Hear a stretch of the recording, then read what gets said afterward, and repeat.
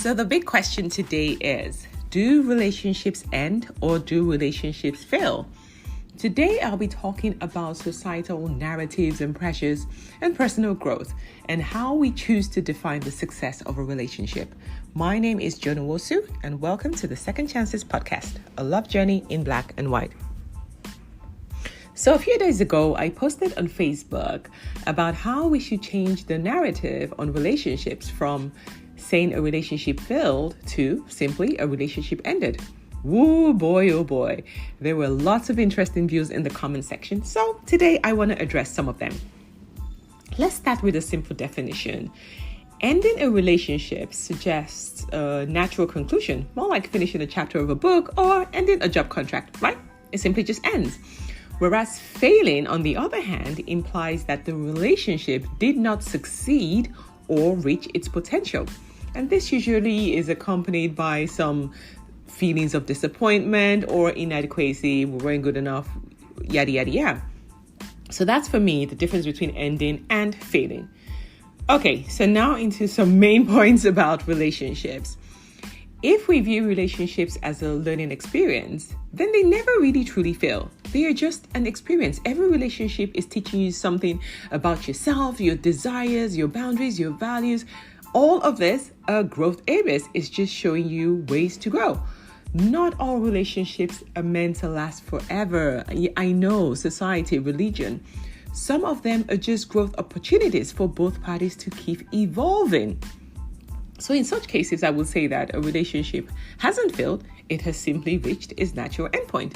I do have some of those relationships where it was mutual. We'd reached our end of the road where it wasn't going any forward. We weren't growing anymore and we were no longer aligned. So everyone chooses to go their separate ways. Would I say I failed? No, I did not fail. Like a job, I did not fail. I just simply decided to move on. So I know that society keeps pushing this narrative around relationships, especially marriage, to last forever. How's that really working out for us as a human race? So what happens is when these marriages don't last forever, we now label it with a failure, and then comes with it the stigma, and then most individuals start to see themselves as failures as opposed to a relationship that had naturally reached the end of its roads for its lifeline. So I think that this idea of a relationship lasting forever really needs to go away. I know that religion, culture, society is still pushing this stuff, but it's not working. Just look at the stats. Look at how many divorces the world is going through. It is not working. So if for you, a relationship or marriage has ended, let's start changing the narrative. It simply ended. You did not fail. You are not a failure. The next point I want to talk about is we as humans. If I think back to myself, even as recent as 2 years ago, and compare it to who I am today, I'm not the same person. We are spirit beings having a human experience, and the main goal is evolution, which means that we are constantly changing. Our mindset is constantly changing. Our goals, our values, our feelings will keep changing over time. The end of a relationship doesn't mean it's a failure. It just means that we have evolved, and now you and the person who you aligned with aeons ago are no longer aligned. So what happens? You start to grow apart. Sometimes this even happens. It happened to me because I was in a personal growth journey. It was really quick, because I was changing very, very quickly. And some of the relationships I was in were no longer serving me with who I had now become. Why would I want to stay there? Our values are no longer aligned. So again, some relationships are here to help you realize who you are, to put you on that journey to self-discovery so that you can be the highest version of yourself. And sometimes it means that some of those relationships, even friendships, may have to end. You did not fail. It simply ended. And like I said, sometimes it's mutual. Both parties come to the end of the road where they're like, this is not working. I'm not evolving. We have nothing in common anymore. Yeah, 5 years ago we did, but today we don't. So why do we want to stay in a miserable, toxic relationship and just keep suffering because of this narrative that relationships have to last forever? No, it is not failure. It is just end of the road. So today I want to ask you, how do you measure success? Because we keep thinking that it's just about the length of time or the duration. Should relationships really be rated based on duration or more on happiness? And for me, I think relationships are all about growth. Should it not be based on your happiness and your growth? I think the way you define the success of a relationship could lead to you determining it as whether it was successful or a failure. If time is all that matters to you, if this is supposed to last forever, then of course when it ends, it's like, oh, I failed. But if happiness and growth were the goal, like for me, was I happy while I was with this person? Absolutely. Did I grow as a human being? Absolutely. I would struggle to say I failed. I just would, but that's me. So I think that rather than sticking to this old way of thinking where a relationship that ends is a failure, I think we need to now start reframing the narrative.